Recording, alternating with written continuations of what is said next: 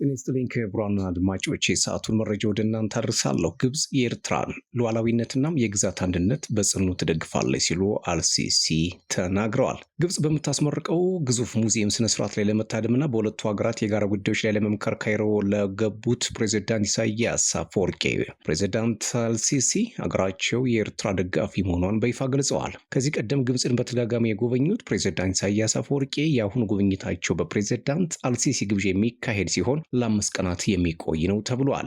ከፕሬዝዳንቱ ጽህፈት ቤት የወጣው መግለጫ እንደሚያመላክተው ሁለቱ ፕሬዝዳንቶች ተገናኝተው በተወያዩበት ጊዜ አልሲሲ ግብጽ የኤርትራ ሉዓላዊነትና የግዛት አንድነት ለመደገፍ ቁርጠኛ አቋም እንዳላት ነው የገለጹት። ይህ የፕሬዝዳንት አልሲሲና የፕሬዝዳንት ኢሳያስ ውይይት የተካሄደው ኢትዮጵያ ላለፉት ዓመታት ስታነሳው የነበረውን የባህር በር የማግኘት ጥያቄን በተመለከተ ጠቅላይ ሚኒስትር አብይ በተወካዮች ምክር ቤት በዝርዝር ኤርትራን በመጥቀስ ከተናገሩ ከአንድ ቀን በኋላ ነው። የቀይ ባህር ጉዳይ ለኢትዮጵያም ህጋዊ፣ ታሪካዊ፣ መልክዓ ምድራዊና ኢኮኖሚያዊ መሆኑን የገለጹት ጠቅላይ ሚኒስትሩ ባለፉት 30 ዓመታት ኢትዮጵያ ያለ ባህር በር የቀረችበት ውሳኔ ተቀባይነት የሌለው በመሆኑ ሊስተካከል እንደሚገባው አጽንኦት ሰጥተው ከተናገሩ በኋላ ነው። በኤርትራ በኩል በኢትዮጵያ እየተነሳ ያለው ጥያቄ ሉዓላዊነትን የሚጻረር በመሆኑ ተቀባይነት እንደሌለው በመግለጽ ስትቃወመው ቆይታለች። ቢሆንም ግን ጠቅላይ ሚኒስትር አብይ የሀገሪቱ ምክር ቤት ተገኝተው ባደረጉት ንግግር ኢትዮጵያ የባህር በር እንድታጣ የተደረገበት መንገድ ምንም አይነት ህጋዊ መሰረት የሌለውና በየትኛውም የሀገሪቱ ከፍተኛ የስልጣን አካል ወይንም በህዝቡ ያልተወሰነ መሆኑን በመጥቀስ በንግግር መፍትሄ ሊገኝለት እንደሚገባ ነው የተናገሩት።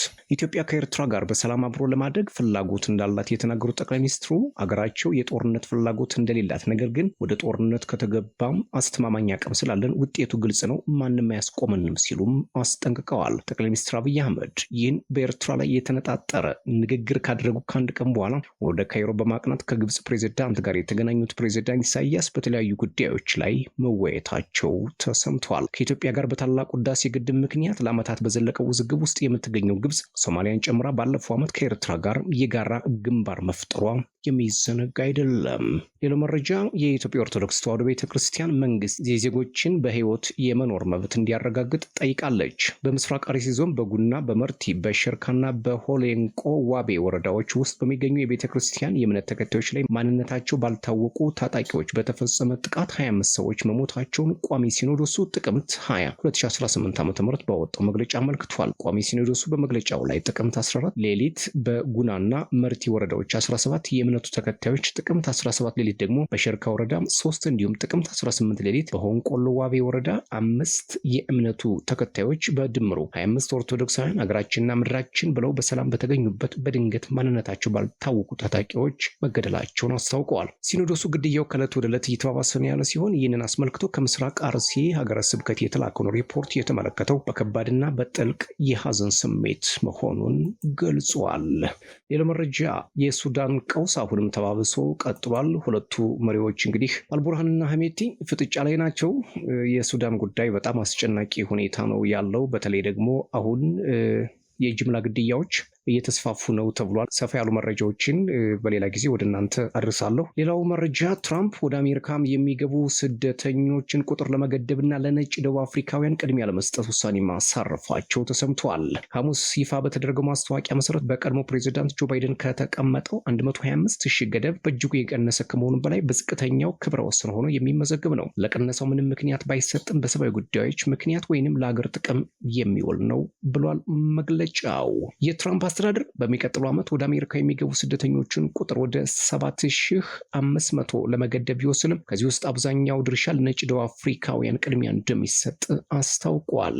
ቀደም ሲል ዝቅተኛው የስደተኛ የመግቢያ ገደብ የተጣለው በ2020 የመጀመሪያው የትራምፕ አስተዳደር ሲሆን ለ2021 የበጀት ዓመት 15,000 መመደቡ ይታወሳል።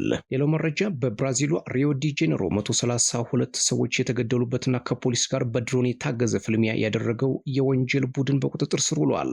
በሰሜን ሪዮ ዲ ጄኔሮ የድሆች መኖሪያ በሆኑት ኦላማኖ ፔናክ ፖሊስና የወንበዴ ቡድን አባላት ባካሄዱት ጦርነት ሊባል በሚችል ፍልሚያ 132 ሰዎች ሞተዋል። የወንጀል ቡድኖች ፖሊስ ላይ በድሮን በመታገዝ ጥቃት ፈጽመዋል። ፖሊስም ከዚህ ቀደም ከወሰዳቸው እርምጃዎች ሁሉ የከፋው ነው የተባለውን ኃይል ተጠቅመዋል። የከተማዋ ፖሊስ በድሆች ወንበዴ ቡድኖችን ለመቆጣጠር በሚል በከተማው የሚያካሄዱ ዘመቻም ያልተለመደ አይደለም። በተለይ ትላልቅ ዓለም አቀፍ ጉባኤዎች ከመካሄዳቸው በፊት እንደዚህ አይነት ወንበዴዎችን የመመንጠር ስራ የተለመደ ነው። የአሁኑ የሚለየው ግን የሞቱ ሰዎች ቁጥር የሀገሪቱን ፕሬዝዳንት ጨምሮ በርካቶችን እያስደነገጠ መሆኑ ነው። ፖሊስ ዘመቻ የከፈተበት ኮማንዶ ሼርሜልሆ የተባለው የወንበዴዎች ቡድን በብራዚል ረዥም ዓመታት የቆየ አደገኛ የወንጀል ቡድን ነው። ክቡራትና ክቡራን ለሰዓቱ የነበረኝ አጭር መረጃ ይሄን ይመስል ነበር። ሰብስክራይብ፣ ላይክ፣ ሼር፣ ኮሜንት እያደረጋችሁ ቤተሰብ ሁኑ።